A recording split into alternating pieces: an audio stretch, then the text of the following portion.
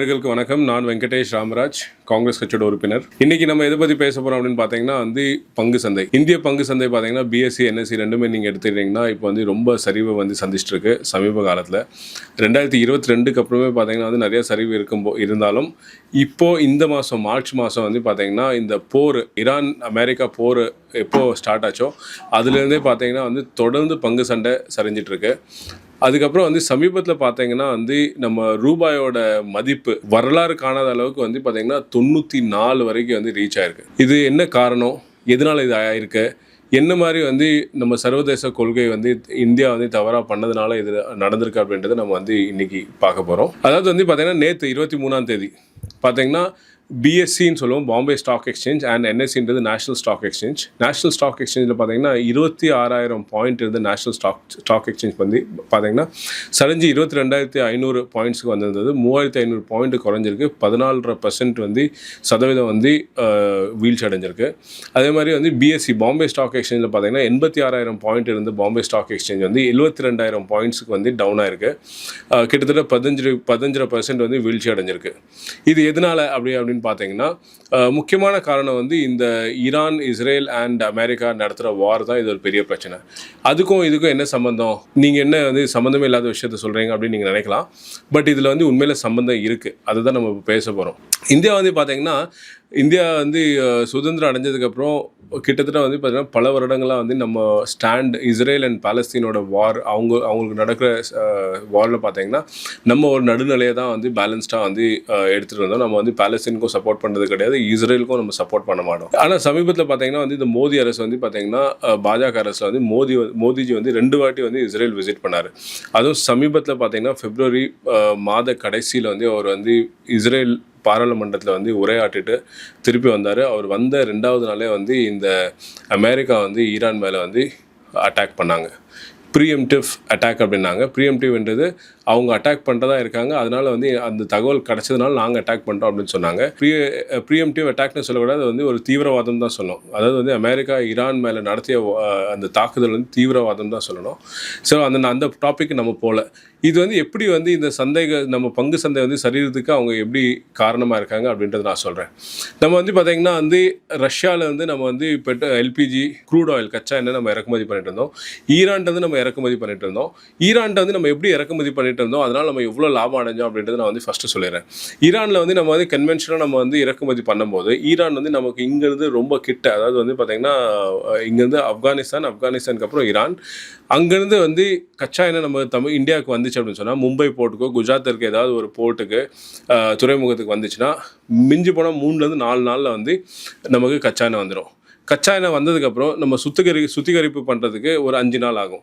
சுத்திகரிப்பு பண்ணதுக்கப்புறம் அந்த கச்சா எண்ணெய் டீசலாக, பெட்ரோலாக, எல்பிஜியாக கன்வெர்ட் பண்ணி அது அந்த இதுக்கு விற்பனை நிலையங்கள், அதாவது பெட்ரோல் பங்க்குக்கு போய் சேர்கிறதுக்கு ஒரு 5 நாள் ஆகும்.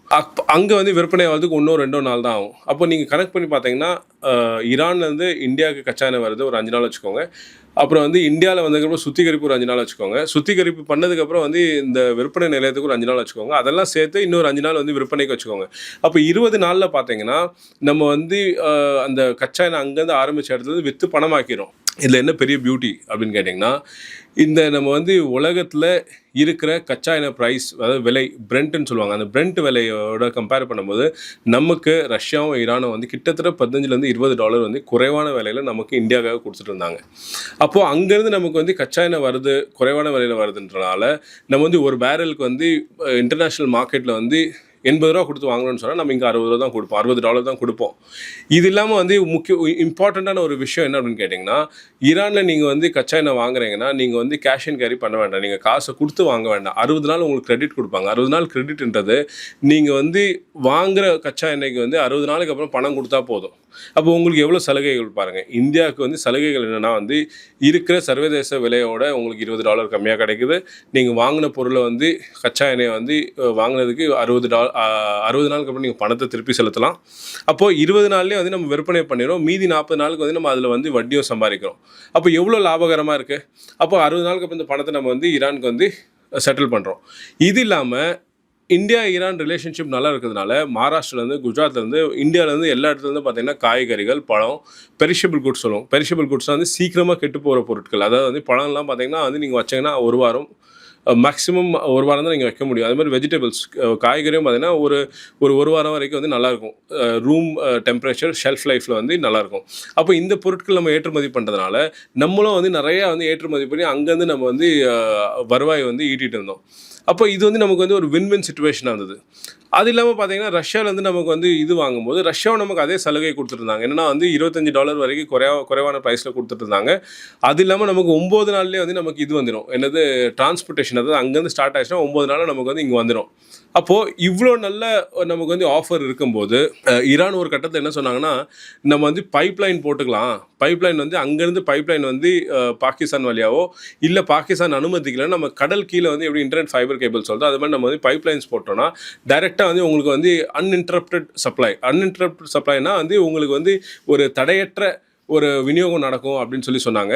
ஆனால் வந்து அமெரிக்கா போட்ட தடையினால வந்து இந்தியா வந்து அதை வந்து ஏற்றுக்கலை. அப்போது இந்தியா வந்து இந்த சமீபத்தில் யூஎஸ் ட்ரேட் டீல் பண்ணதும் அமெரிக்கா வந்து வர்த்தக தடை விதித்ததுனால ஈரான்கிட்ட வந்து நம்ம வந்து வர்த்தகம் பண்ணுறது நிறுத்தினதுனாலும் ரஷ்யாட்ட வந்து வாங்கக்கூடாது சொன்னதுனால இன்றைக்கி நம்ம என்ன மாதிரி விளைவுகளை வந்து சந்திக்கிறோம் அப்படின்னு கேட்டிங்கன்னா, இன்றைக்கி வந்து க்ரூட் ஆயில் கச்சா எண்ணெய் தட்டுப்பாடு இருக்குது, எல்பிஜி தட்டுப்பாடு இருக்குது, எல்என்ஜி தட்டுப்பாடு இருக்குது.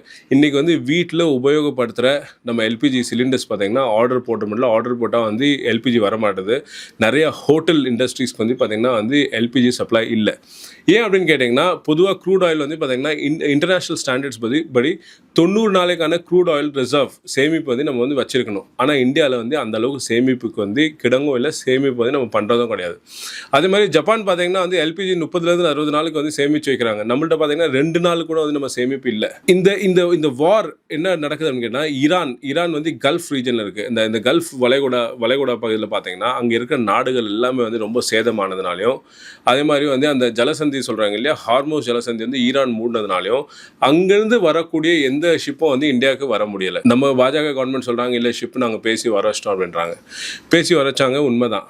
அதுக்கு வந்து அவங்களோட வெளியுறவு அம்பாசடர், அதாவது இந்தியாவுக்கான ஈரானிய தூதர் ஒருத்தர் இருக்கார். அவர் என்ன சொன்னார்னா, நாங்கள் வந்து கவர்மெண்ட்டுக்காக நாங்கள் அனுப்பலை, நாங்கள் வந்து இந்திய மக்கள் எங்களுக்காக வந்து துணை நிற்கிறாங்க, இந்திய மக்கள் பாதிக்கப்படுறாங்க, அவங்கள பாதிப்புக்கு வந்து உள்ளாக்கக்கூடாதுன்றதுக்காக நாங்கள் சில கப்பல்களை வந்து அனுமதிச்சோன்னு சொன்னாங்க.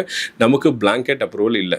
ஏற்கனவே ரஷ்யா வந்து நமக்கு டிஸ்கவுண்டட் ப்ரைஸில் ஒரு $20 வரைக்கும் டிஸ்கவுண்ட் கொடுத்துருந்தாங்க, $20-25 டிஸ்கவுண்ட் கொடுத்துருந்தாங்க. இப்போது இந்த நம்மளோட இன்டர்நேஷ்னல் பாலிசி வந்து தவறான பாலிசி. இன்றைக்கி ரஷ்யா வந்து நமக்கு வந்து டிஸ்கவுண்டட் ப்ரைஸில் கொடுக்கறதுக்கு தயாராக இல்லை.